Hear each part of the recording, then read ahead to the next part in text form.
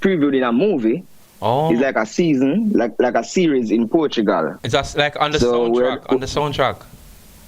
Yeah, it's like a soundtrack for the movie. Okay. So we're working on the deal for the next season as we speak right now. So those are some of the stuff I'm working on at the moment. All right. And of course, you must let everyone know that on the World of Sports and Entertainment second anniversary show right here at Rebel Radio. All right.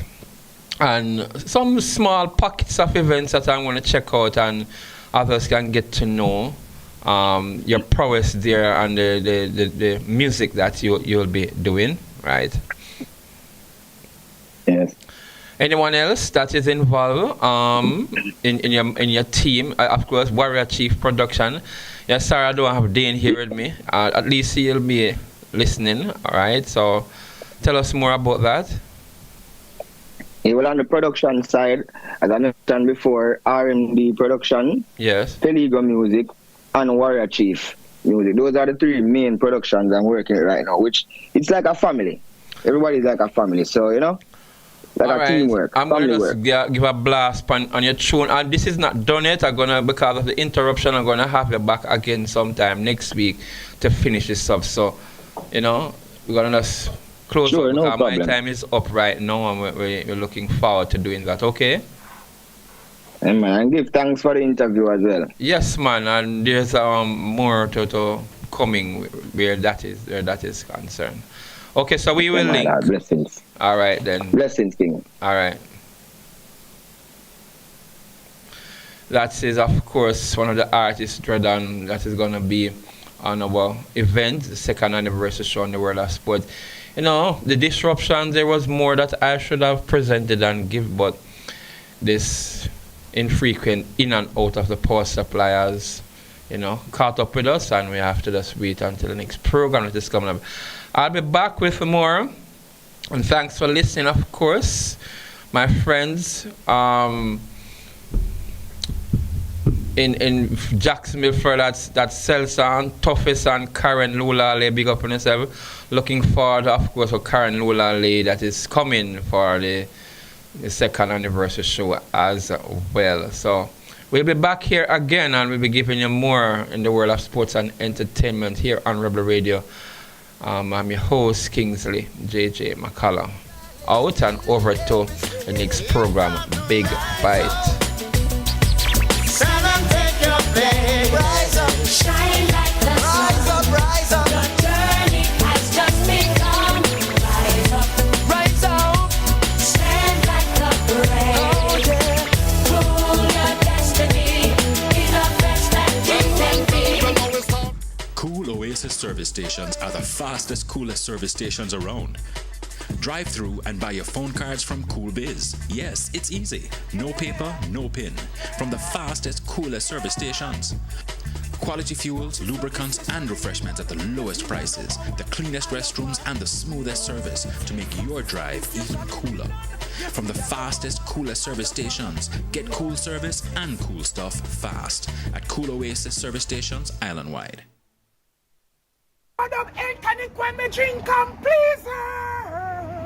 Never gonna tease her. Bang bang. You don't know so Rubber Dub 8 tonic wine, the finest wine. So all of the man them wanna tune into the wine here, you know. You say if you don't want to go long and strong, you just tune into Rubber Dub.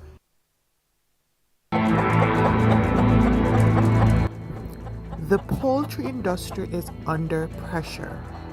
Avian flu is threatening food security with egg shortages and rising prices affecting us all.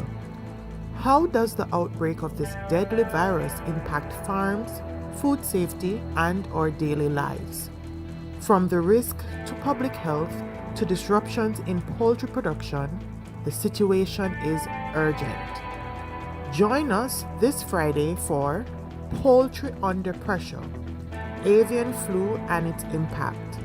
We'll explore how the disease spreads, its effects on food safety, and the steps being taken to protect poultry and ensure our food supply remains secure.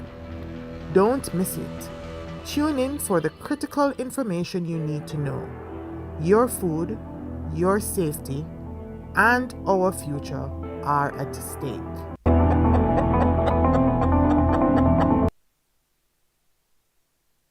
Tools, hardware, and supplies anniversary! And we're saying thank you to all our valued customers With incredible savings all of February! on bathroom fixtures, kitchen, and living room. But there's lots more! Massive discounts on all products throughout the store. Porcelain tiles, doors, windows, paints! Plus unbeatable prices on top quality new arrivals. Shop now, don't wait! So come visit us at 279 Spanish Town Road, 4 South Camp Road, 8 Red Hills Road, Or online at toolsja.com. Tools! Lion King of Hard Heels. Make your pockets skyrocket with Mayberry's Tranche 3 public bond offer. Invest from as little as $20,000 and earn 10.25% interest per annum. Take charge of your financial future and invest with confidence, knowing that your money is bound to return. Use your returns to accomplish financial goals, pay personal expenses, and invest even further. Visit bondberryja.com to view the prospectus and to learn more, or contact your investment advisor today. It's time to make your pockets skyrocket with Mayberry.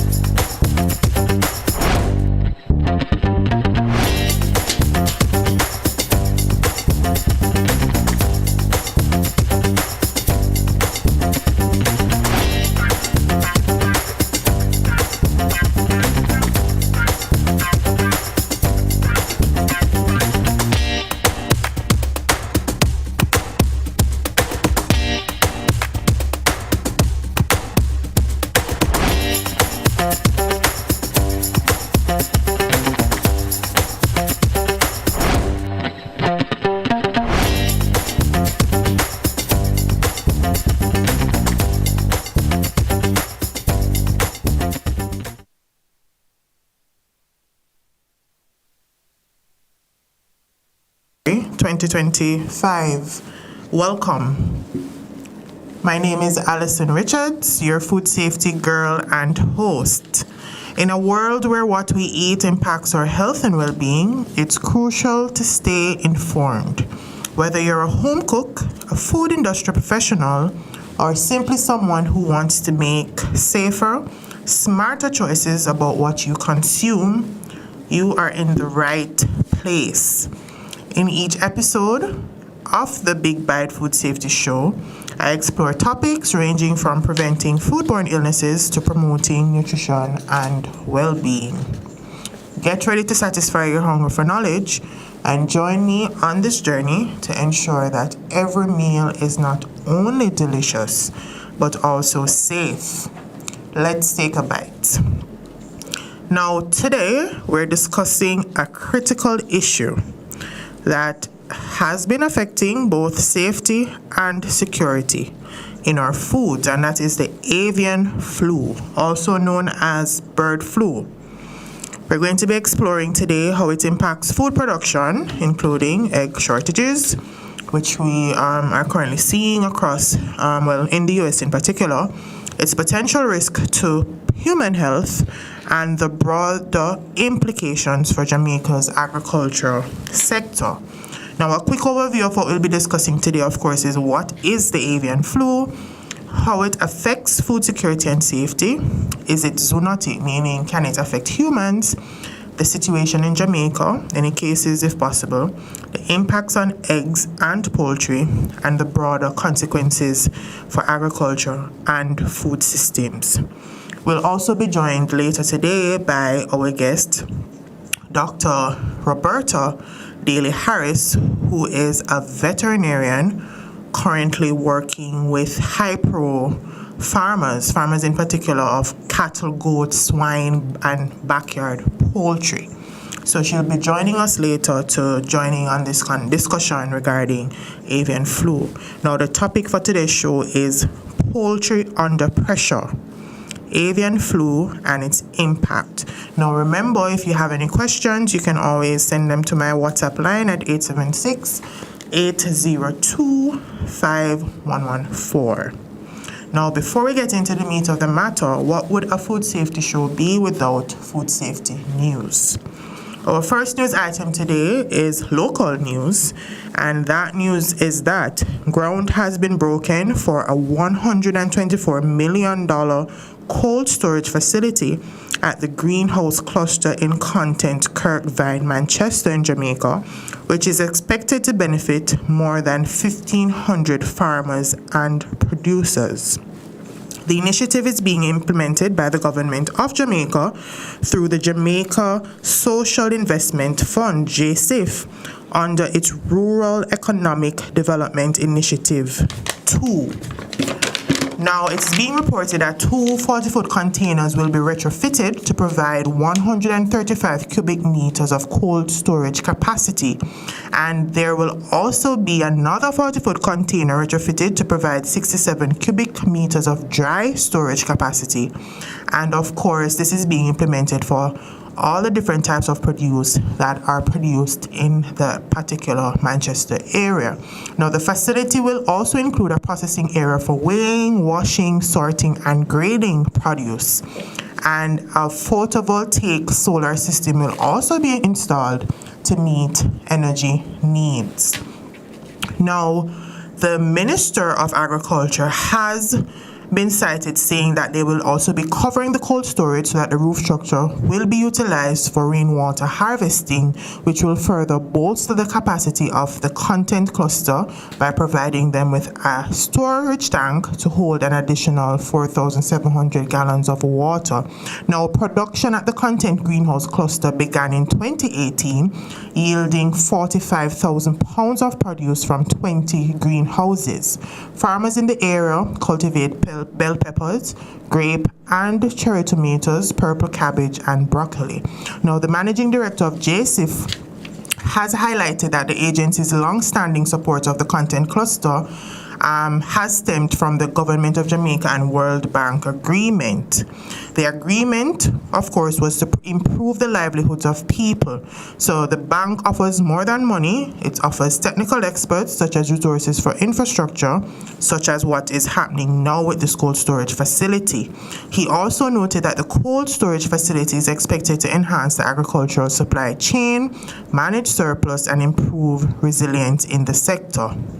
Now, a farmer from the Content Greenhouse Cluster has welcomed the development, stating that farmers will soon have a centralized hub to store produce and reduce post-harvest losses. He noted that the facility has the capacity to store more than 160,000 pounds of produce over 8 months. And the Kirkvine cold storage facility aims to reduce post-harvest losses, ensuring a consistent food supply and enhancing Jamaica's agricultural resilience. So this is some particularly good news as it relates to food security in Jamaica. We all know that when you produce fresh produce, there is a shelf life that is determined by the ability of our farmers to maintain cold temperatures, to maintain these perishable items. So our second news item for today is that there is an ongoing listeriosis outbreak has been linked to supplemental milkshakes served in long-term care facilities, has sickened 38 people in 21 states, resulting in 37 hospitalizations and 12 deaths. The shakes were branded as Cisco Imperial and Lion's Ready Care frozen supplemental shakes. Of the persons who became sick, 34 people reported living in long-term care facilities or were hospitalized prior to being sick. Records reviewed from facilities where patients were admitted revealed the shakes were available to residents. Now, Listeria monocytogenes is particularly life-threatening to vulnerable groups, as we would have seen here. Persons who are residents of long-term facilities tend to be the elderly, pregnant women, and of course, persons who are sick, immunocompromised in the hospital. So, can you imagine the devastating effect this particular outbreak is having, during this time? Our third news item is that Feel Good Foods Incorporated of New York in the USA is recalling Feel Good Foods 3 cheese mac and cheese bites because the product may contain foreign objects, specifically metal pieces. Now, according to the details posted online by the US FDA, the recall was initiated on the 5th of February 2025 and is still ongoing. The recalled product was distributed nationwide. Our fourth news item is that Keiko, a Bayonne in New Jersey, it is a company, is recalling their Glicks dark chocolate cornetos because they may contain undeclared milk. People who have an allergy or severe sensitivity to milk run the risk of serious or life-threatening allergic reaction if they consume these products.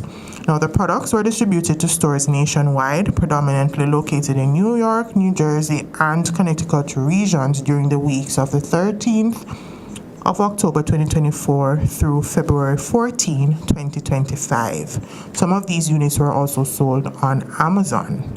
This recall was initiated after the company was notified by their quality control department that a limited number of bags labeled as dark chocolate cornetos actually contained milk chocolate cornetos, which contains milk allergen that is not declared on the label. You would have remembered in our Valentine's Day episode where our guest differentiated the difference between chocolate milk or milk chocolate and dark chocolate, the absence of milk in the dark chocolate. So this is a pretty important news item, as persons who are allergic to milk could, suffer greatly from consumption. Our fifth news item for today is that scientists have described the first confirmed ciguatera poisoning incident in the UK. The suspected ciguatera incident occurred in England in June 2017, associated with the consumption of fish sold as red snapper steaks. 3 people were affected from the same family after eating separate steaks from the same package. Investigations have revealed that the fish was harvested and processed in India and imported to the UK. The Food Standards Agency was told about the incident, and a product withdrawal was done for the brand associated with the intoxication. The UK authorities concluded that fish from the same batch should not be released for retail sale. Now, the study published in Marine Drugs reports the first confirmed case, and of course, the 3 patients in this particular case were aged 11, 20, and 45, and they all presented with gastrointestinal symptoms shortly after consuming the fish. 2 persons were hospitalized, and all 3 persons experienced neurological symptoms, which are symptoms associated with ciguatera poisoning. Another symptom that is common with this poisoning is numbness and tingling, and there is often that odd reverse sensation. So when you're suffering from ciguatera poisoning, what is hot usually feels cold to the touch, and what is cold usually feels hot. Very weird toxin we have there. I have posted some information on this particular poison because it is something that we are predisposed to living in a tropical climate where fish and seafood is usually a part of our main diet. Our last news item for today is that a follow-up on the June supermarket closure still remains closed to date, and I'm still keeping an eye out for any updates regarding this matter. I know this is still an ongoing thing, and my hope is that they will have the opportunity to make good on the concerns that were cited by the Public Health Department. That ends our news segment for today, and I hope you guys will keep an eye out for the recalls. Most recalls are posted on my social media accounts, so you could always head on over to there to catch any recall news that you have missed. Now, back to our main topic for today. Today's topic is poultry under pressure, avian flu and its impact. I know we've been seeing a lot of news surrounding egg shortages in the US. Not a lot of persons would be aware of why it is that we are having an egg shortage in the US. There have been no confirmed cases of avian flu in Jamaica. However, I think it's very important if we are to be precautious, one, and to be in the know. There was also the news recently that Jamaica has decided to import pasteurized and dehydrated eggs into the country, and this is a temporary solution to meeting the demand for eggs in the bakery and the hospitality industry. So we're seeing now we are now at that stage because we have been unable to meet that demand locally. And of course, the issue or the reasons behind this egg shortage that we're facing locally have been cited as the remnants of Hurricane Beryl. So because of that and the damage to to the poultry supply or the poultry farms, our chickens are just not up to par. They're still recuperating from that traumatic event, and we do not have the usual egg supply that we need to supply these industries. I do know we have a local pasteurized egg facility, however, again, they may be impacted by the shortage of eggs locally because that is where they would get eggs from to pasteurize. And also, if they are able to, they are probably not able to meet that demand locally. Now, what is avian flu? And as I mentioned earlier in today's show, we are going to be joined by Dr. Roberta Harris Daly, who is a veterinarian, and she has been so for over 12 years. And, working initially with small animals such as pets and horses, but now she works with Hypro, which is one of our leading animal feed manufacturers.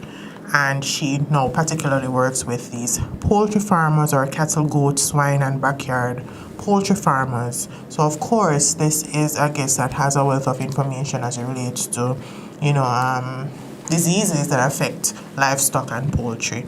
But before we are joined by Dr. Daly, I would want to touch a bit on what is avian flu.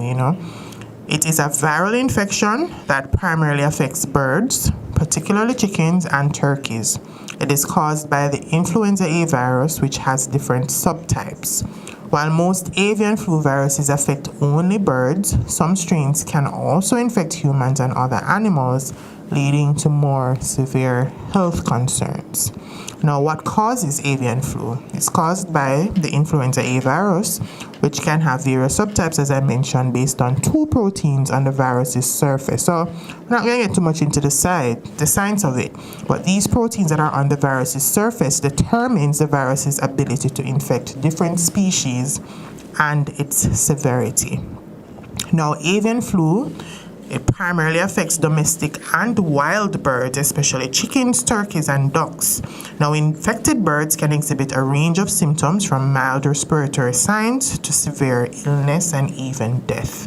Some of the symptoms in birds include respiratory distress, such as coughing or sneezing, swelling on the head, neck, and eyes, diarrhea, drop in egg production, which is quite evident, and sudden death in severe cases. Now, how is avian flu transmitted? Avian flu primarily spreads among birds through direct contact with infected birds or their secretions. Some of these secretions include saliva, nasal secretions, and feces. It can also spread through contaminated environments like food, water, or equipment that have been in contact with infected birds. So we have our bird-to-bird transmission. The virus spreads rapidly in crowded environments like our poultry farms, where it can easily pass from bird to bird through close contact. We also have transmission through contaminated surfaces and equipment, so the virus can survive on contaminated surfaces and materials, which helps to spread it even without direct contact between the birds. And we have our wild birds, they are migratory wild birds, particularly our waterfowls, that can carry and transmit the avian flu viruses over long distances without showing signs of illnesses. These birds can in turn infect poultry through contaminated water or food sources. Now, let's talk a bit about the zoonotic nature of avian flu. What does it mean for a disease to be zoonotic? A zoonotic disease is an infectious disease that can be transmitted from animals to humans. That's basically what it means. So if an animal has a illness or a disease, can humans get it? And I did get this question a few weeks ago when I reported. I think I reported on avian flu, and someone asked, can we get, them worried, can I buy the chicken, what's going on? And I did post an informational bit, a video rather, indicating that, is avian flu, zoonotic. So a zoonotic disease, as I said before, is an infectious disease that can be transmitted from animals to humans. Now, zoonosis can be caused by a variety of pathogens, including bacteria, viruses, fungi, and parasites. These diseases may spread through direct contact with infected animals, their bodily fluids, contaminated food or water, or through vectors like mosquitoes. Now, can humans get infected from avian or with avian flu? Avian flu, or the bird flu, is primarily a disease of birds, but certain strains of the virus, particularly some H5N1, H7N9, and H5N8, have shown the ability to infect humans. Though these infections in humans are relatively rare, they can occur when people come into close contact with infected birds or their contaminated environments. Now, what are some of the symptoms? What does it look like when a human has contracted avian flu? Some of these symptoms include fever, cough, sore throat, muscle aches, severe respiratory distress, and pneumonia and organ failure. Now, there's no evidence to suggest that the consumption of cooked poultry or eggs could transmit the virus to humans. So I want you guys to keep that in mind. Now, the primary risk of human infection occurs through direct contact with infected birds, such as the handling of sick or dead poultry, or through exposure to contaminated environments like poultry farms or live bird markets. Human-to-human transmission is rare, but there have been instances of close contact transmission, especially in households with multiple infected individuals. And of course, the risk of transmission is considered higher for healthcare workers or others who come into direct contact with infected patients. Now, I want to get a bit into the impact of avian flu on food safety and security. Now, the number one impact, as we're seeing, is the egg shortage and poultry production. How does avian flu outbreaks lead to a reduction in egg production? That's a very good question, and one I want to explore today. Now, avian flu outbreaks can have a significant impact on egg production, primarily due to the mass destruction or culling, which is what we call in the field, of infected or potentially exposed poultry flocks. Here's how the disease impacts egg production. Let's get into it a bit.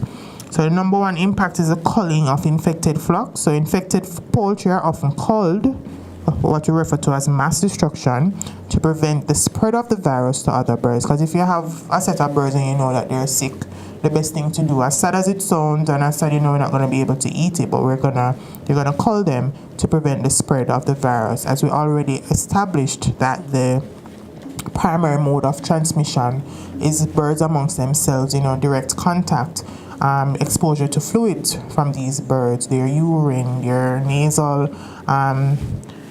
effluent, stuff like that. So killing or culling these birds includes both the layers, the hens producing the eggs, and the breeders. So of course, if you're killing both types, you're killing both the layers, which is the hens who produce the eggs, it's going to lead to a sharp reduction in the number of hens available for egg production. Now we have a loss of healthy poultry. Now, even healthy poultry can be affected by avian flu outbreaks due to quarantine measures, restrictions on their movement, and disruptions to normal production.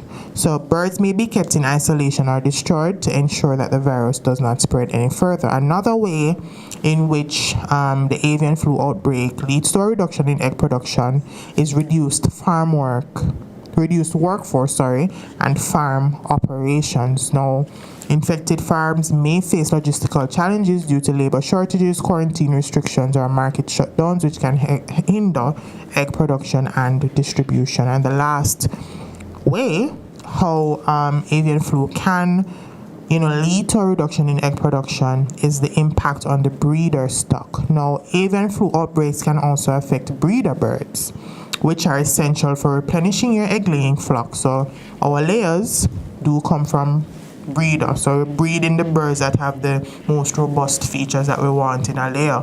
And if this breeder is infected, then of course there will not be any replenishing of any egg-laying flocks. Now, if breeder birds are culled or infected, the long-term production capacity of egg-laying farms can be compromised.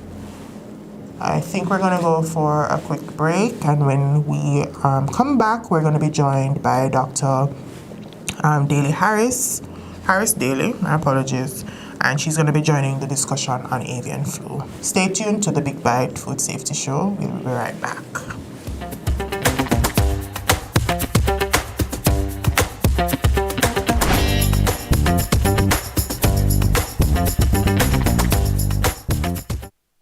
Cool Oasis service stations are the fastest, coolest service stations around.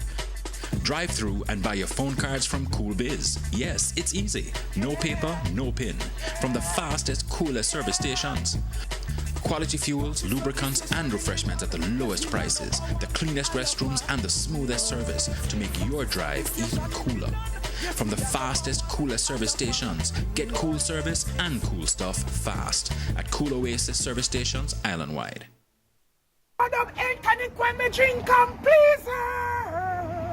Never gonna tease her. Boom, bam. You don't know it's a rubber dub 8 tonic wine, the finest wine. So all of the man them wanna tune into the wine here, You say if you don't want to go long and strong, you just tune into rubber dub.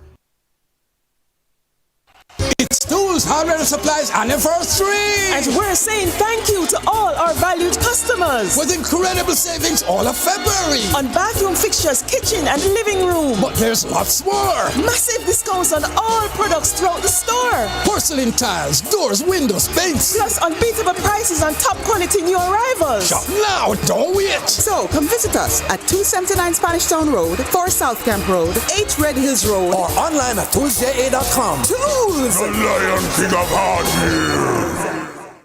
Make your pockets skyrocket with Mayberry's Tranche 3 public bond offer. Invest from as little as $20,000 and earn 10.25% interest per annum. Take charge of your financial future and invest with confidence, knowing that your money is bound to return. Use your returns to accomplish financial goals, pay personal expenses, and invest even further. Visit bondberryja.com to view the prospectus and to learn more, or contact your investment advisor today. It's time to make your pockets skyrocket with Mayberry.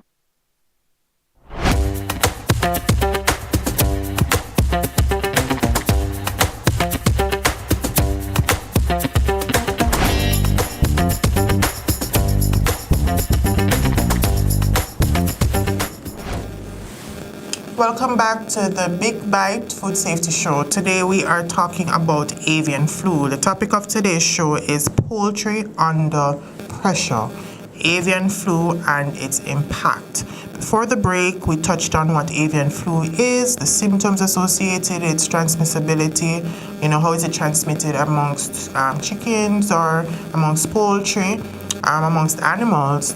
We've talked about the transmission between poultry and humans, and now we are about to get into some expert advice from Dr. Roberta Harris Daly, Dr. Harris Daly has been a vet in Jamaica for over 12 years, working initially with small animals, in particular pets and horses, but now she works with high-pro cattle, goat, swine, and backyard poultry farmers. Welcome to the show, Dr. Harris Daly. Hi, thank you. Happy to be here. I'm happy that you have agreed to join us on this discussion. Now, without even wasting any time, we are here to discuss this very critical topic, which I would say it is emerging, but it has already emerged and it is now showing its face in a lot of countries, in particular the US. I do know that so far we have not had any confirmed cases of the avian flu here in Jamaica. However, I think correct. As a food safety communicator and advocate, it's important to allay the worries of persons, but also it is also good to be in the know, to know what to expect, to know how we can prevent it in the event that it does happen. So, without further ado, my first question to you is, how does avian flu spread amongst chickens and other livestock? All right, so just to start off, because you mentioned that we are now currently having an outbreak around the world, just to remind person that this is not new. Avian influenza has been around for decades, right? So it's just that usually, seasonally, we do end up with an uptick in cases. Okay. However, this time around, it has been a lot more than it has been in the past. Oh. So just to recap a bit about avian influenza, the animals that are most at risk are usually waterfowls, because of the whole migratory thing that they go through. So they move from one location to another. So they're in contact with a lot of different animals from a lot of different countries, right? So for chickens generally, or local poultry, they would mostly be exposed from these migratory birds. So waterfowls like ducks, geese. For persons who live along the shore, you'll notice at certain times of the year, you'll see an uptick in these birds arriving. So they're the most likely means of entry of avian influenza into our country and also into our poultry population. Right? So backyard farmers in particular have to be very careful because of the fact that a lot of times they will have pigeons, ducks, geese, just other wild birds around the environment, right? So commercial poultry producers are not at a higher risk. You don't usually go to these farms and find a lot of wild birds around, right? Because they have proper biosecurity measures. However, if it does get in, that is going to be a problem, because as you would have discussed before, it is a major killer. Within a couple of days, you can have tens of thousands of birds dead once it gets in, right? So. Thank you. That's pretty interesting. I did my own little research, and I did not realize that waterfalls was referring to, our ducks and our geese. So that is a pretty interesting fact. Thank you for sharing.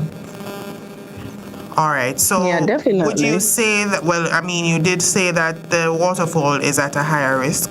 Is that a correct statement to make? No, not that they're at a higher risk, but they're more likely to bring it in, meaning as in they're at a higher risk of being able to get the actual avian influenza and then transmitting it. So in terms of higher risk for death, especially the highly pathogenic avian influenza, not necessarily that they will be at a higher risk of death, but they're more likely to be the transmitters.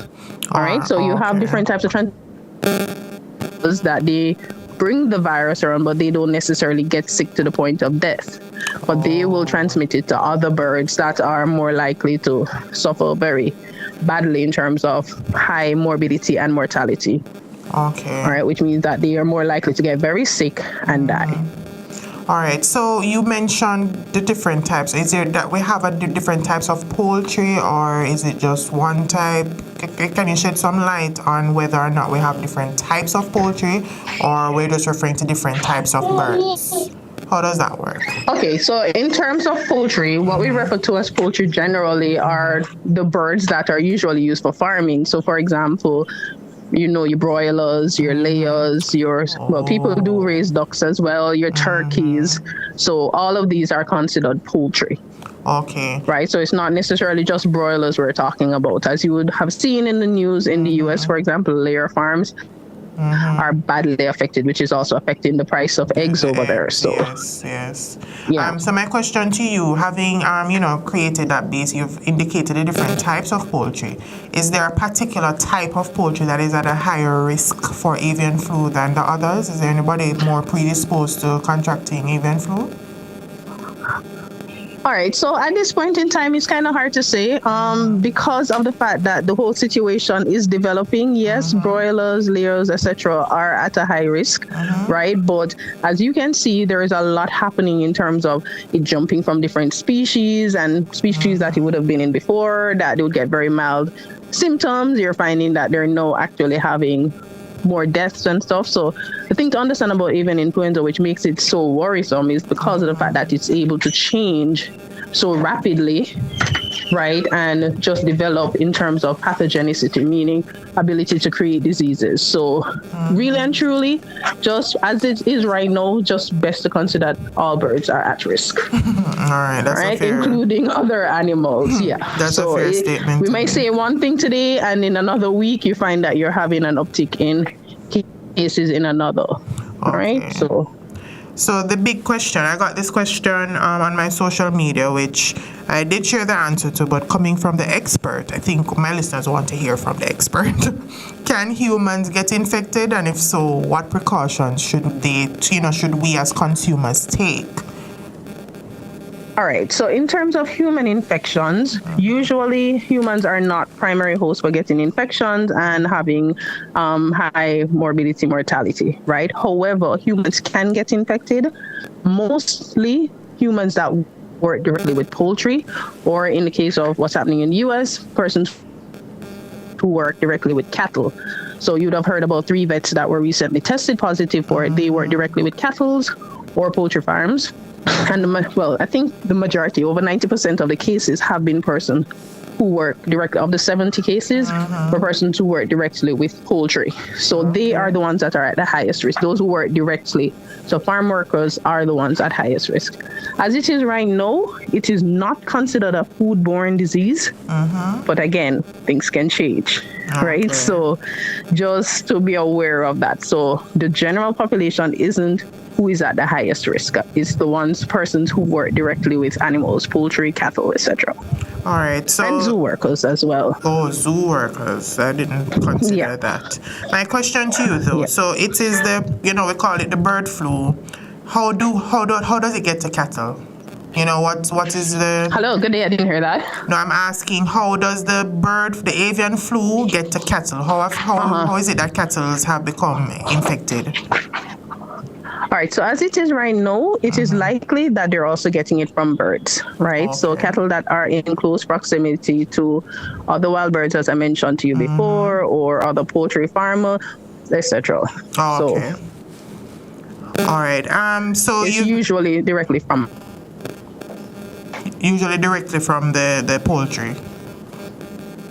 Yeah, birds. Oh, from birds. Oh, wild birds. Okay, good. Yes. So, you've mentioned persons who work closely with poultry. What are some specific precautions that they can take, to really prevent or, to kind of curtail this outbreak that we have going on, to reduce the transmission? Definitely. What are some tips for precautions for persons who work closely or directly with poultry and cattle? All right, so definitely the same thing that we've always been drilling with our farmers and farm workers in terms of sanitation and biosecurity. So for example, or at least some kind of covering over the face, washing hands frequently. If there are sick birds or birds you have a high mortality, you just be very careful about how you handle them, right? So generally how it is spread is mostly through bodily fluids. So for example, the droppings from the birds, or sometimes airborne as well, especially if you have a lot of birds with respiratory issues, meaning the breathing heavily, sneezing, all of that. Right, so just doing your general precautions and making sure you do what you've always been told: sanitation, security, and also reporting immediately if there are things that seem off. That is very important. Right, meaning you have a bird, you have 100 birds, all of a sudden you come and you see 20 of them dead. That should be enough to raise an alarm. Yes, and I wanted to, that's a very important point, because I think even with other outbreaks that may have happened, there is this reliance on the government to stay where they are and detect. And the detection and the outbreak reporting does not happen unless the government or the particular authorities receive the information. So we play a very important role as producers and consumers in detecting and managing outbreaks. So that's a very important point, and thank you for mentioning that. My next question to you is that, are there any concerns regarding the transmission of the virus through consumption of properly cooked poultry and eggs? So if we're cooking our meat or chicken to the correct temperatures, handling our eggs, or cooking our eggs rather, is there any concern for transmission of the avian flu? All right, so assuming that the avian influenza does get here, hopefully it doesn't, but if it does, right, generally, as I said before, it's not considered a foodborne illness, right? However, there are certain precautions that need to be taken. So as you mentioned, making sure you cook your foods properly. So you're eating chicken meat, make sure there's no pink parts, right? Thankfully, most Jamaicans, we do not like raw. We more likely to overcook than undercook. That is so correct. Overcooking for people. Exactly. So that actually helps us, right? So the virus is usually killed once food goes to a temperature of 165 degrees or 70 degrees Celsius. So that is one thing you can do. Also, not consuming raw milk, right? Because that's also another way that a lot of persons on farms would also contract it with dairy farms, because they have access to the milk before it's pasteurized. Right? So that's definitely a no-no, because as I said, bodily fluids. So milk from cattle, you can contract it that way, right? Also, eggs as well. Properly cooking your eggs. Try not to be eating runny eggs in the event that we do have an outbreak of avian influenza. But as it is right now, it is less likely to be transmitted through food consumption. As I said, persons who have direct contact with the animals are the ones who are most at risk. Excellent. Thank you so much. I think we're much clearer on, I love to have persons who, are experts in particular areas on the show to really dive into. Because in doing my research for the show, there are things that you're just not going to come across in doing research and preparing for such a quick show. So it was a pleasure having you today. And, just for you sharing some pointers. Is there any important tip you'd like to leave with our listeners as it relates to avian flu? There are no cases and we shouldn't be worried, but I love to they say prevention is better than cure. And that is always my approach. Is there one piece of advice you'd like to leave with our listeners before you go today? All right, so definitely it's just don't panic, right? So as you mentioned before, a very important thing is farmers, they are the most valuable assets as it relates to an outbreak. So reporting. So yes, we do surveillance both from the veterinary aspect, that's the Ministry of Agriculture side, as well as from the human aspect. There is surveillance ongoing right now for detection, but the population is our eyes and ears out there. So if you see anything, report it, and not to get alarmed or create panic, because at this stage there really isn't anything to panic about. So just keep doing what you're doing, do the right things, wash hands, sanitize, cook your food properly, you'll be good. Excellent. Thank you so much, Dr. Roberta Harris Daly. Thank you very much, and thank you for sharing your expert insights, and you're most welcome. Great weekend ahead of you. You too. Alrighty, bye-bye. All right. So there you have it, listeners. We were just joined by Dr. Roberta Harris Daly, a veterinarian with over 12 years experience in Jamaica, and she just shared with us some very important information on the avian flu. Her takeaway point just now was not to panic, and to play your part in reporting any issues, any observations you're making, especially if you are a poultry farmer, any deviations in the behavior of your birds, to make the report, because that is the only way. We have to serve as eyes and ears for the government. Now, to continue on today's show, I wanted to talk a bit more about the food safety considerations during an avian flu outbreak. You know, how does avian flu affect the safety of poultry products? So, you know, yes, we had a discussion just now that it is not a foodborne disease, which means that if you cook your meat, your poultry properly or thoroughly, then there should not be an issue. So the contamination risks that I want us to, or the food safety risks that I want us to focus on for a bit, is that there is the potential contamination of pathogens in raw poultry. Now, the avian flu is a viral infection, and while cooking poultry thoroughly kills the virus, the main concern during the outbreak is the contamination of a raw poultry product. So if the virus is present in infected birds, it can spread to other meat, eggs, and surfaces in your processing facility. There is also the issue of infected birds shedding the virus in their feces and cross-contamination occurring during processing. So during the slaughtering and the gutting of these animals, we can have where the fecal matter splashes back onto the animal, and then there is a contamination of the equipment, the workers, or the facilities coming from the processing of these poultry products. The other risk or consideration or food safety consideration is handling practices. Now, the improper handling and hygiene practices in food processing plants, markets, and even in our homes can contribute to the spread of the virus. Because I do know a lot of persons in Jamaica do raise their own chickens. So this is something, remember, I'm repeating again, there has been no confirmed cases of avian flu in Jamaica.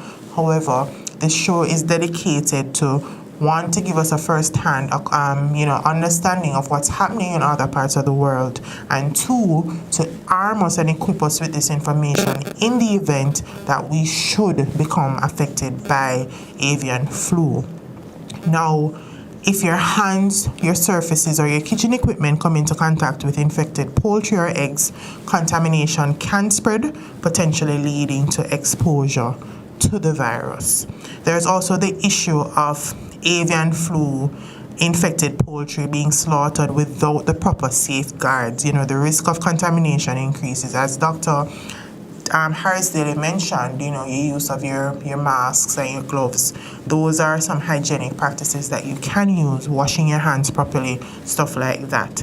Now, she also mentioned that the government plays a role in monitoring and controlling the avian flu outbreak, and in one such way is monitoring and surveilling. So they're going out, you know, making sure that they're doing their checks to see if there has been any reports. So I know the Ministry of Agriculture and the Ministry of Health and Wellness is particularly busy as it relates to keeping an eye out to what's happening on the ground. I must say, during my research, I did come across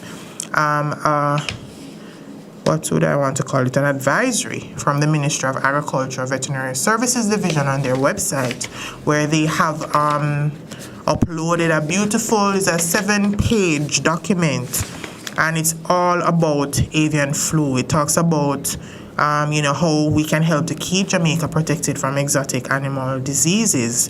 It has information. It has information on detecting infection.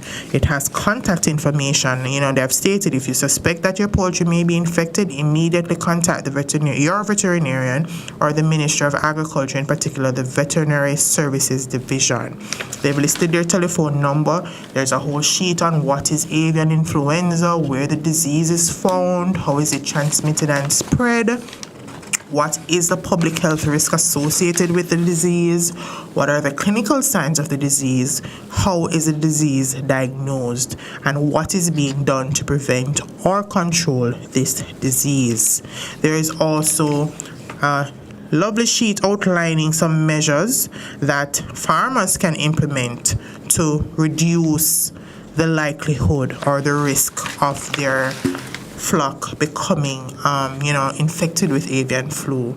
And they've listed a whole bunch of resources, scientific information, disease information sheets, and their references for you to reach out. And I think this is well done by the government, the Ministry of Agriculture, in informing our citizens on how to protect ourselves. There is also, as Dr. Harris Daly suggested, do play your part. You have a part to play as a farmer with protecting your flock to ensure that, these wild birds, these water birds are not, in contact with your birds. And that is a critical control measure that must be implemented.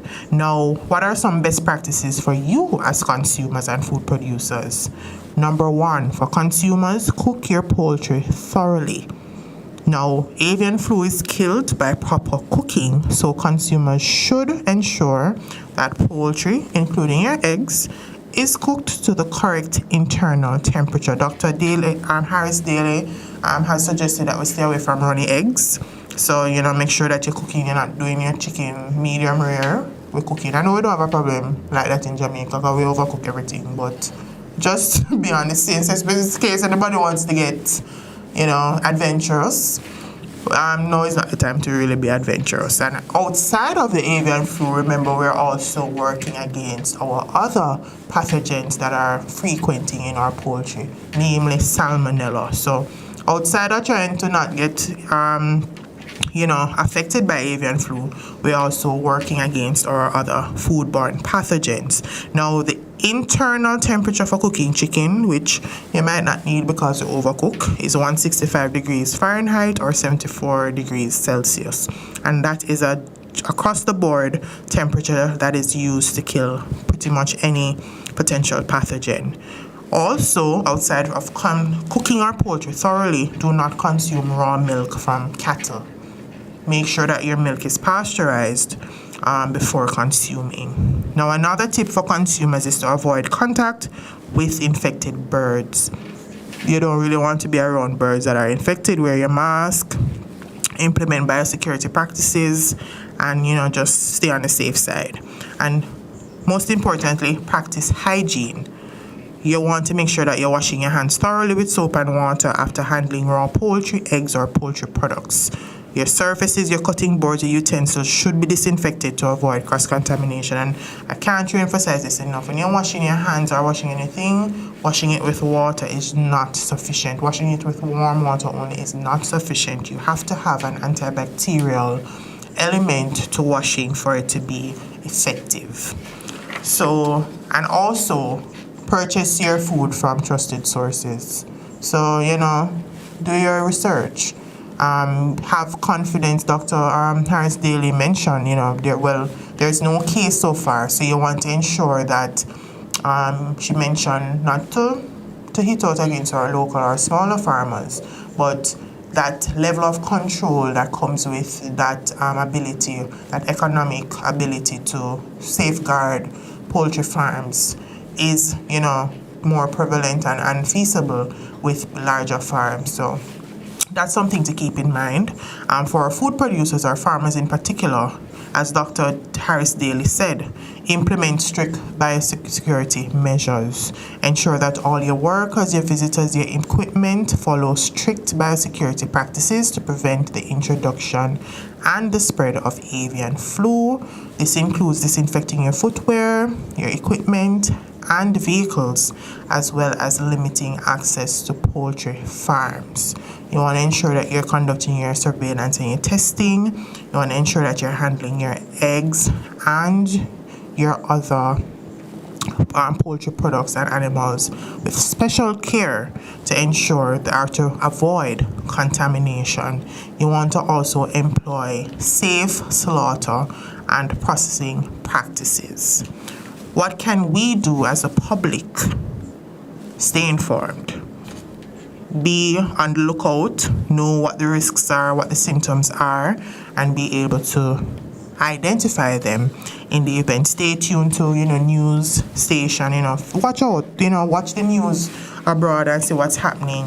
And, look out for the wild birds. You're seeing wild birds around, you want to put your antennas up to ensure that this is, the avian flu is not,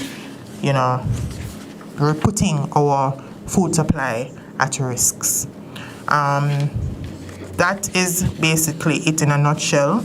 I want to reinforce what Dr. Harris Daly has said about playing your part as a consumer, making reports and, being in the know and providing the necessary information. Now, you can always visit the Ministry of Agriculture and Fisheries website, the Veterinary Service Division in particular, to read up more about the avian flu, how it is that we can control in the event that we do come across, to identify the symptoms, how to prevent. Other resources for more information and question on avian flu includes the Jamaica's Ministry of Health and Wellness, the Pan American Health Organization, PAHO, the Caribbean Public Health Agency, CARPO, the Jamaica Agricultural Society, and do your part in playing your report. Now, as we come to the end of today's show, I would love to share some bittersweet news with you that this will be my last broadcast on Rebel Radio Jamaica 1. It has been a privilege to be a part of this incredible platform, connecting with all of you and sharing important information. And no need to worry, the show is far from over, as I'll be continuing my journey on a new platform. So stay tuned to my social media for details on where you can catch the next episodes of the Big Bite Food Safety Show.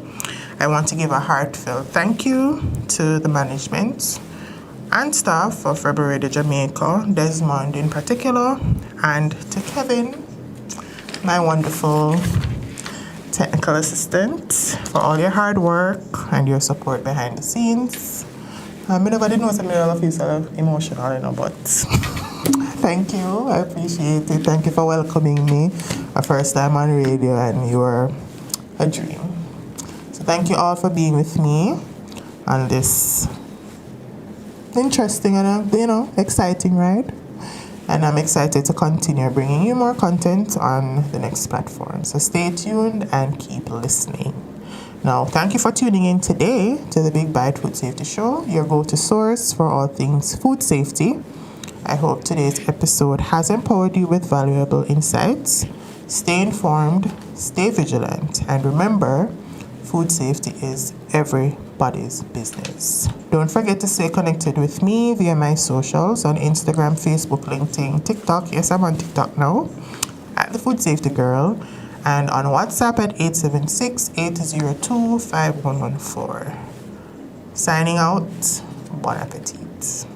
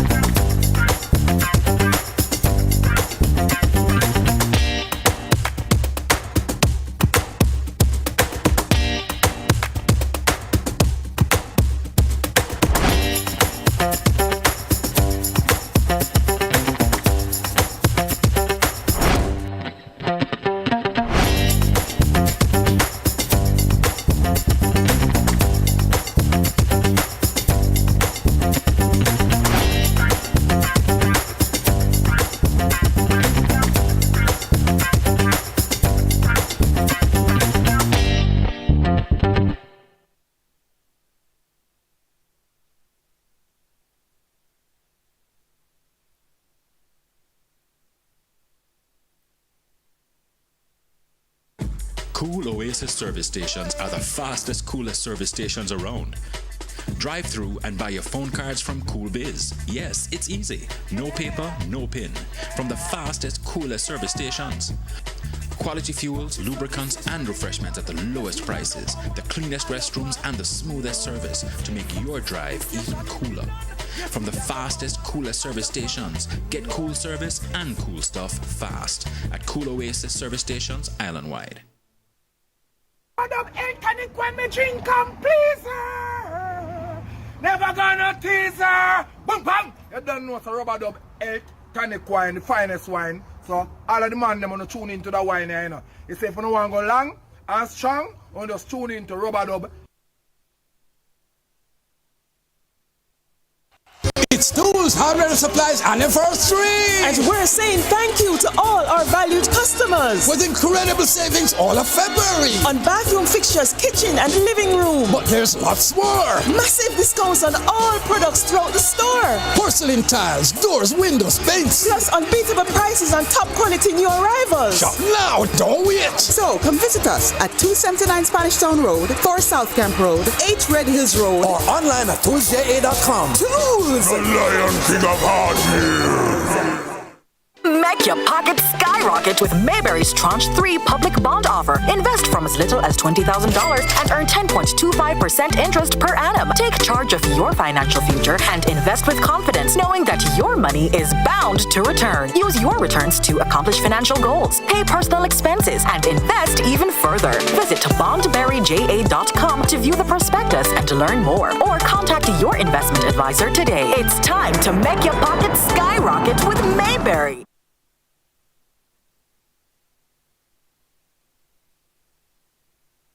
Oh, there's not a broken vessel that God can't mend.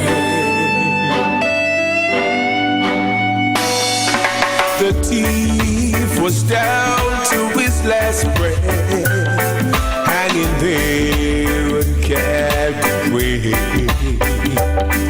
When he turned to the master and said, Lord, have mercy on me. He was just a broken vessel. Then Jesus washed away his sins. 'Cause there's not a broken vessel that God can make. Oh, there's not a broken vessel God can't make. Yeah. When the whole world turns its back on you, Jesus will be your friend. He will pick up all the pieces, time and time again. 'Cause there's not a broken vessel that God can't make. Lord Almighty, Jesus sees the potter, and we are just the clay. And even when the vessel is broken, he won't throw the clay away. Bring him all of your problems, your troubles, and your sin. 'Cause there's not a broken vessel Almighty God can make. Yeah, yeah. There's not a broken vessel that God can make. Yeah, yeah. When the whole world turns its back on you, Jesus will always be your friend. He will pick up all the pieces, time and time again. 'Cause there's not a broken vessel that God can't make. Yeah, yeah. There's not a broken vessel that God can make. Yeah. When the whole world turns its back on you, Jesus will always be your friend. He will pick up all the pieces, time and time again.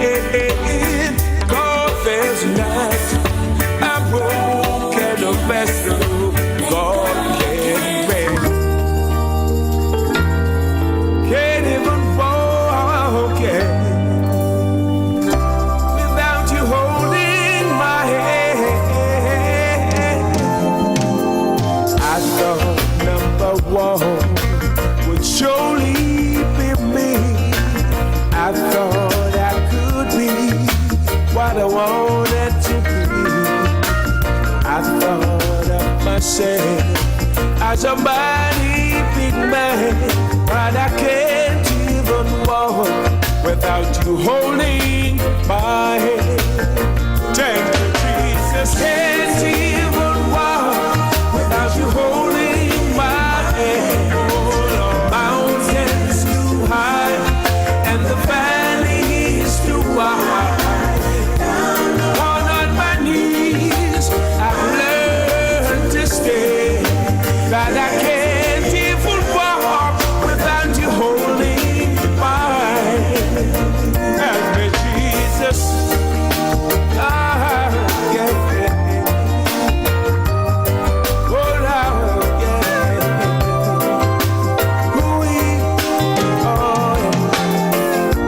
I thank God I made Jesus my one and all.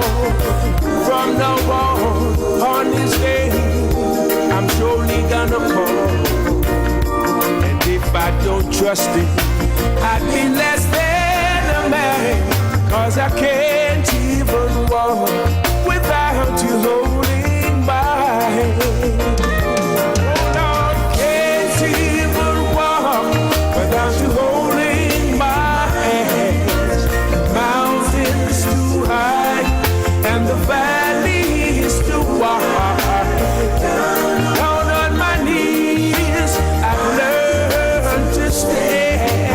Can't even walk without you holding my hand. Thank you, Jesus, for all you have done for me right now. You've been so good to me. I thought number one would surely be me. I thought I could be what I wanted to be. I thought of myself as a mighty big man, but I can't even walk without you holding my hand.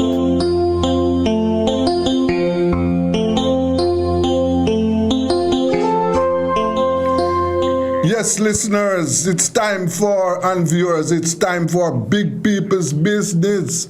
Yes, and you know this is where you must stay if you want to win big money at the track tomorrow.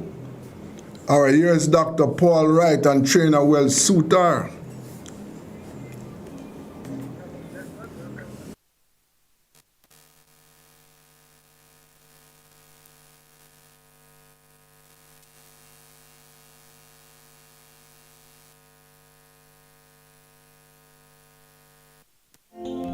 As the program goes on, with me is the trainer at the track. That is Welsh Suitor. Afternoon, Welsh. Welcome to the program. Let's get the show on the road. 9 races. We start at 12:15 p.m. The feature race number 9, the Maverick Trophy, restricted allowance overnight horses as they go a journey of 5 furlongs straight. And we will be giving you our cook food special, especially in that race. 9 races. The first race at 12:15 is for 7 furlongs or 1,400 meters. Restricted allowance 5. These are the 5-year-olds and up, non-winners of 2. We have 8 of them eligible for this race. 8 of them will be starting, and all the betting opportunities are available except the high 5. Double exacta, quinella, trifecta, superfecta. The regular 6 starts here, where you find the winners of the next 6 races. And the formula, your selection, my selection, and Well Suitor selection. We all agree you have a banker. The catch 9 starts here, all the 9 winners. And we are going to start now by giving you the top 4 selections in race number 1. And Well Suitor will come in with his selection. First race, 7 furlongs, 1,400 meters, 5-year-olds and up, non-winners of 2. My top 4. Number 2, Xylophonic Steel, Jerome Ennis. No winners yet this year, and we are now into the 3rd month. Come on, Jerome. He rides this one with Zara Tucker, who owns and trains this one. Number 4 is Sakaria, man. Pittsman being a one-time champion jockey, only 2 wins so far from 28 rides. He rides this one for Pancho Harris, who owns and trains this one. Number 5 is The Love of God. The lady, Samantha Fletcher, riding for the Chin, who trains for Mahadial. And number 7, Waterman John, the leader of the Jockeys Championship with 14 winners, rides this one for Victor Williams, who trains for BSTL and Associates Desmond Anthony Lewis. Vice President of the Toba, he owns and rides this one. Let's see how they will finish. So, 2, 4, 5, and 7, Waterman John stands out. The only one capable of 131 flat in this race, and I'm going with this one. But look for Xylophonic Steel at a good price. That may be a nice exactor. Over now to Welsuta, race 1. What say you? I saw number 1 this strike, but I'm very interested with one lad. I'm going to go at 1-7. 1-7 for the great Welsuta, and number 1, just reminding you to win blood Ryan Lewis from P. Lee, and that one coming out of the 1 draw over 7 furlongs. The second race on the program is over 7.5 furlongs, 1,500 meters. A maiden special way for the native bred 3-year-olds. Last year there were 2-year-olds, and we have 7 of them going to the first here. The place spot 8 is available. The first two in the next 8 races, and the quick 4, the winners of the next 4 races on the program. Only 7 declared here. Double exact trifecta, superfecta, reminding you of that lucrative rolling triple. The next 3 winners in a rolling triple. Here are my top 4 in race number 2. Number 1, Khaleesi, the Sneaky Fox. Not leading, he's close by. 14 winners is what Hardwell has, and so too does Shane Ennis. Radish Roman rides 1 for Carlton Cunningham. Radish has 11. That one has a good chance. Number 3 is Attila with Samantha Fletcher and Pittsman Williams. Which is group streaming up for that one. Number 6 is Nebuchadnezzar. Never leave Kevin Foster out of this. Dropping down in Jockey Championship. He is a sneaky one. Not sneaky fox, but he'll be having winners. And number 7, Uncle Harry with Ryan Lewis and Ian Prasad teaming up with this one for the PJK team. 1, 3, 6, and 7. Number 1 is a standout at 134. But Khaleesi capable of putting the race to them. Watch this one the last time out. That was in the 22nd of February. Roman has not come out before, and it is interesting. The cheap pieces have been put on. But I'm going to go with number 7, Uncle Harris. But keep a close eye on Khaleesi. Race number 2, Red Shooter. Yes, Uncle Harris ran out playing card last in some out of the Gator Stadium. We will have a better race tomorrow. 6 and 7. 7-6 for me. This is a 1-2, 7-6. That's cold exact. 7-6. 7-6 is a short exact for Will Suter. Nebuchadnezzar there look out Kevin Foster for Anthony Babanunes, who is the leader of the Trainers Championship. The third race on the program is over straight 5. 1,000 meters straight for 6 days for 33 olds and up. Non-winners of 3. 7 of them can go to the first here, and you can find the winner of the next 5 races. It's called the Early 5 Star. Only double exactor, trifecta, superfecta, no high 5 yet. I have the rolling triple. Here are my top 4 in race number 3. Number 3, the Speedy, the worst of all. Number 4, Magnificent Force. Delroy Bihari and Philip Fiani. Can I give you folks a hint? Delroy Bihari has won for Philip Fiani at some really long odds when Philip Fiani has other horses in the race. Keep an eye on that one. Number 5, Unruly Mo with Dick Cardenas, another outsider jockey, this time riding for Oral Hayden and Rags to Riches. And Supernatural Power, Radish Roman and Philip Fiani teaming up for this one.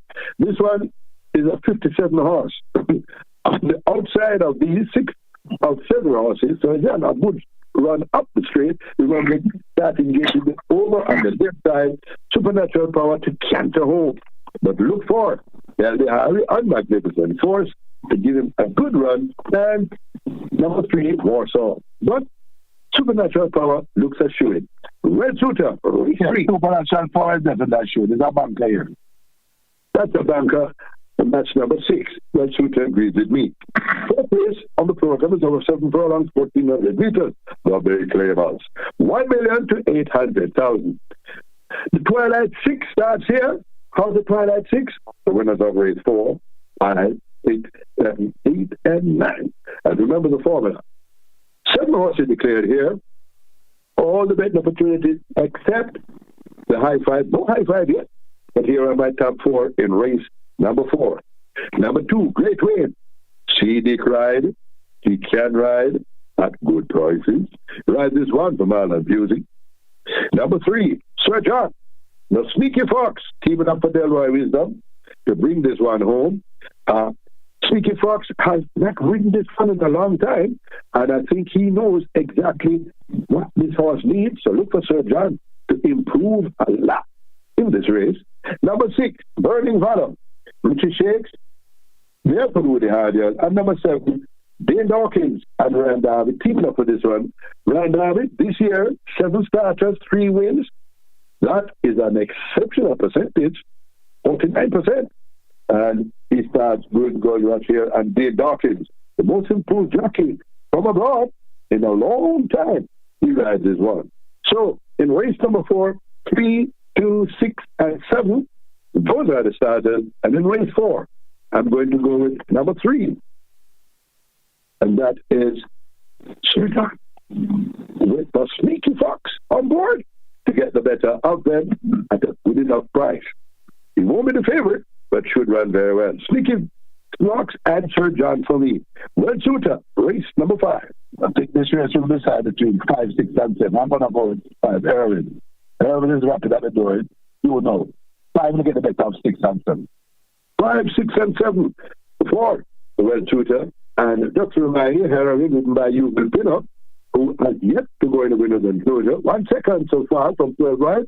And it has this one for Barry Bernard, who had already had 2 wins, 1 second and 1 third. So his barn is in form. And Well Shooter likes Heroin in race number 3. The 4th race in the program has a late non-starter in number 1, Matriarch. Matriarch is a late non-starter, if Roger Hewitt. It's over 700 meters, or 2.5 furlongs. It's a review is up claiming $200,000 only, and 16 horses were declared. 15 will go to the post. Matriarch is a late non-starter. In this short sprint, look outside.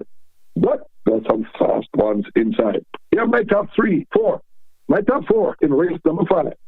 Number 3, from Panama, Ismael Velasquez and Mikey Spencer. I'm a trainer of this one. This one coming from a layoff.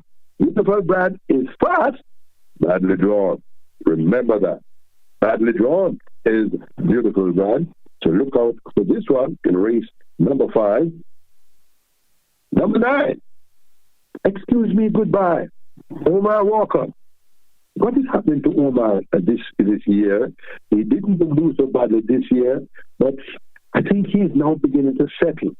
Whatever was problem he is, it looks a little better this year. He rides this one for Fitzgerald Richards.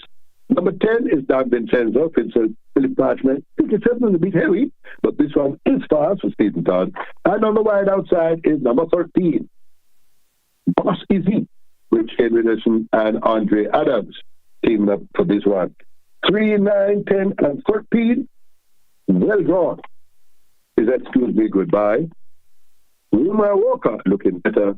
I'm going to number 9. Excuse me, goodbye. To get the better of this group. Well, Shooter, race number 5. What say you? I'm going to go with 5 to get the better of 7. 5, 7. 5, 7 in race number 5. Just to remind you, 5 is Sir Ganga Jamuna. Young Anderson in the saddle. He slips 4. Make a note of that. And number 7 is time to say goodbye with Young Harris, another apprentice coming up the straight.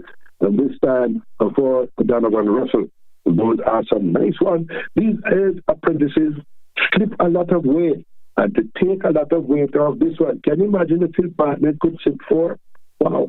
The 6th race on the program is over 4 furlongs straight, a little longer, 4 furlongs straight, and in this one, 11 horses will go to the post. They're all 4-year-olds and up, and winners of 2. The strike 4 starts here. The winners of the next 4 races. Race 6, 7, 8, and 9. At last, all the betting opportunities. Double, exacta, Quinella, superfecta, trifecta, high five, and ruling triple. And the strike 4. Here are my top 4 in race number 6. Number 1, badly drawn. Badly drawn. But CD cried, he can ride, and look at that work he did in Battle Angel on the 8th of February. This horse is coming to run. So look for that one very well in race number 6.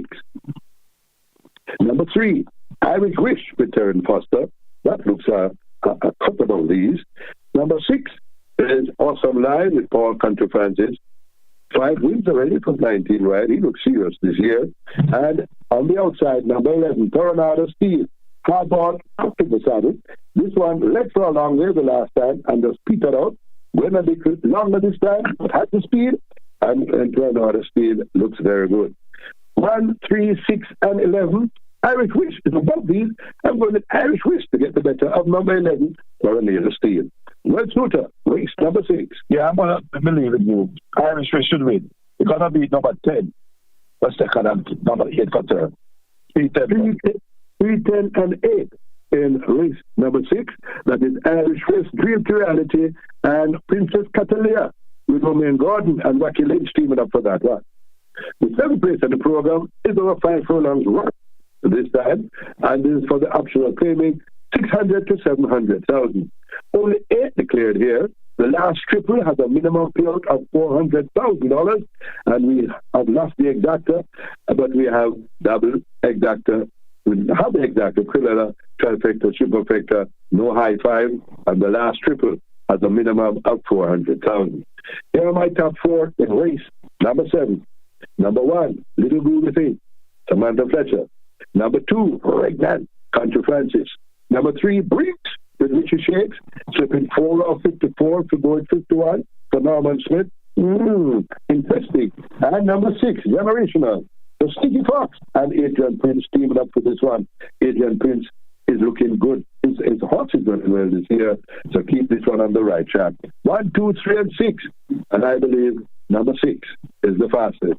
I'm going with Generational to get the better of number 2, Regnant, and number 3, Briggs. Well, Suter, race 7. What's in? This is a race that's full of speed. Regnant looking very good in the morning. Regnant gonna beat 4 Emperor of the Cats. It will run 2, 4, or 4, 2. And number 6 for third.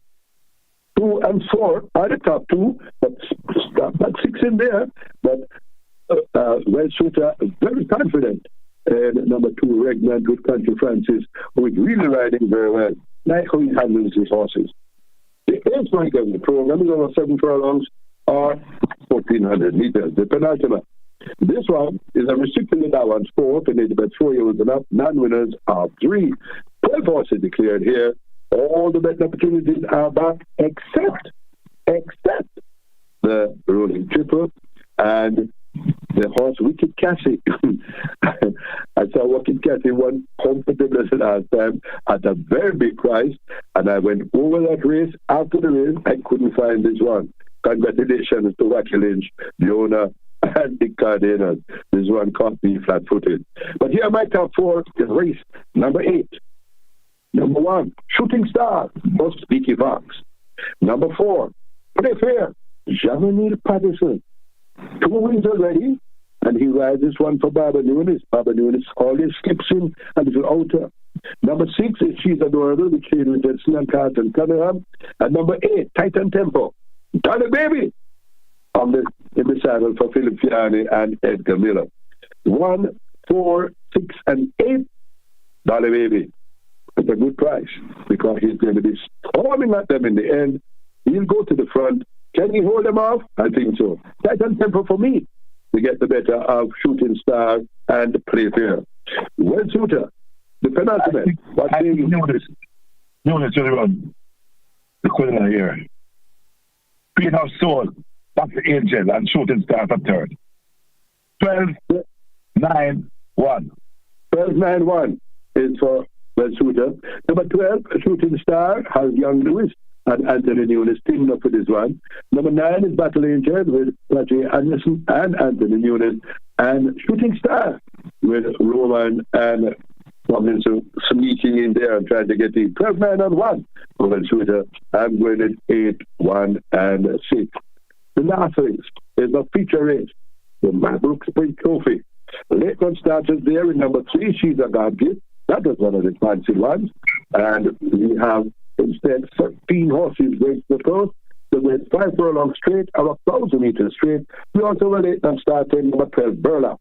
So instead of 14 starters, we have 12 starters, 2 late run starters, number 3, She's a God Gift, and number 12, Burla. Let's not go in to the post. Here are my top 4 in race number 9. I'm going to start off with number 7, and that is Commander Z, the favorite. Slicer. What a nice race the other day, but the left-hand split came over and was disqualified. But he has learned a little from that, and he is a very aggressive rider, but he now will know about that left-hand whip when the horses change direction. Let's put on the whip and change it. The steward will think will look favorably on that. Commander Z will be the favorite tomorrow. Number 10, Mucha, Tevin Foster, and Matthew Williams, teaming up for this one. Number 11, this is Linders, let's top it up the street for it, for Adrian Prince. And number 13, and that could be day and night, Wayne Dawkins and Gary Sabrat, teaming up there. So my top 4 is 7, 11, 10, and 13. As we come down the straight, the outside horses of the team, and my cook food or tomorrow. Oh, let's top it up. Number 11, Mrs. Blenders for Fisher's Place, who is on Blenders Avenue, and Adrian Prince. Well, Suter, not big out handicap. The Mabrook Trophy, what say you? I'm going to go with 10. But sharp to get the better of Commander Z. 10, 7, 9 for me. 10, 7, and 9 for Will Shooter, and keep a good look at number 9, Sugar Daddy. Lewis and Lynch teaming up for this one. Lucky Lynch has some good horses in his stable. Those of you who tuned in late, we're going to go through the selection for you and then papers out. In the first race, I'm going to number 7. That is, looking quickly, Waterman John. Will Shooter likes number 1, Buzz Strike. In the second race, we both like number 7, Uncle Harry. In the third race, we both like number 6, Supernatural Power. In the fourth race, I'm going with number 3, and that's Sir John. Well, Shooter goes with number 5, Heroin, at a nice price. In the fifth race, I'm going with number 9, and that's Excuse Me Goodbye. Well, Shooter likes number 5, Sir Ganga Jamuna. In race 6, I'm going with number 3, Irish Race. Well, Shooter agrees with me. In the 7th, I'm going with number 6, and that is Generational. Well, Shooter likes number 2, and that is Regnet to get the better of number 9, which is Alexander. No. Number 2 is the 8th race, his selection, Regnant. In the 7th race. In the 8th race, I'm going with number 8, and that is Titan Temple. Well, Shooter likes number 12, Queen of Soul, and he thinks it's an Anthony Nunes exacta Quinella to look out for number 9 to run a good race, Battle Angel. And in the 10th, the 9th and final, the big out handicap, the Magnum Trophy, my cook food special is number 11, Mrs. Linders. Well, Shooter likes number 10. Much out to get the better of the favorite Commander Z and number 9, Sugar Daddy. There are your selections. Make sure you bet early and bet often. And keep listening to Rebel Radio on a Friday afternoon at 5:30 and tell your friends. Back now to the studio. Okay. Well, thanks. Thank you very much, gentlemen. As we say that, remember, if you want to win big money tomorrow, you must stay tuned to Rebel Radio. That's the end of today's show. Thanks to my listeners and viewers for taking time out to be with us. Remember, you can hear today's program on Google, yes, and Radio Zeno. Thanks to my technical operator. And remember, please Be careful on our roads. Drive safely. Drive carefully. And do whatever you can to stay away from the gunmen. They are on the rampage. Stay safe until Monday. This is Rebel Radio and I am Desmond Richards.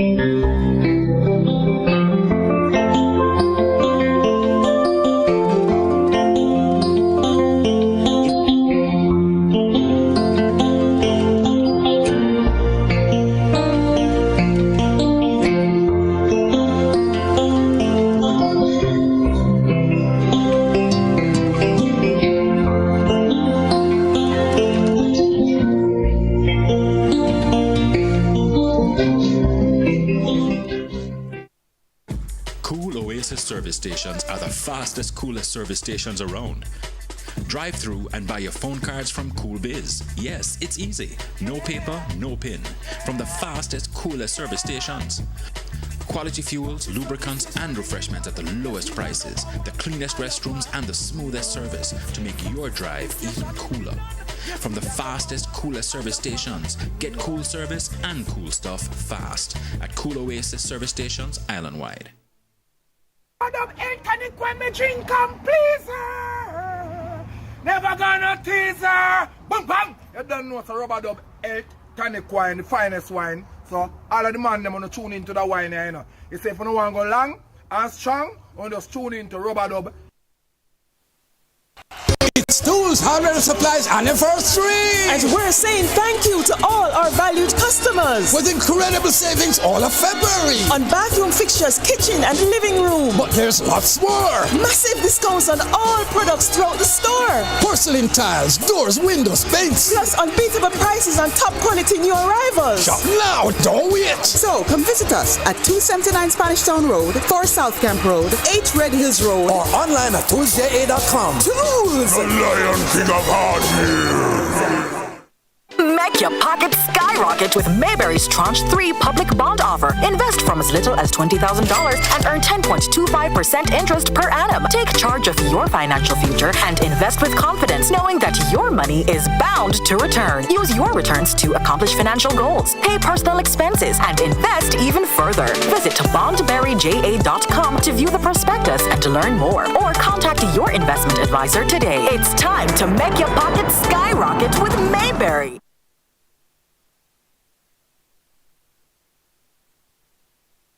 You see, right now, I just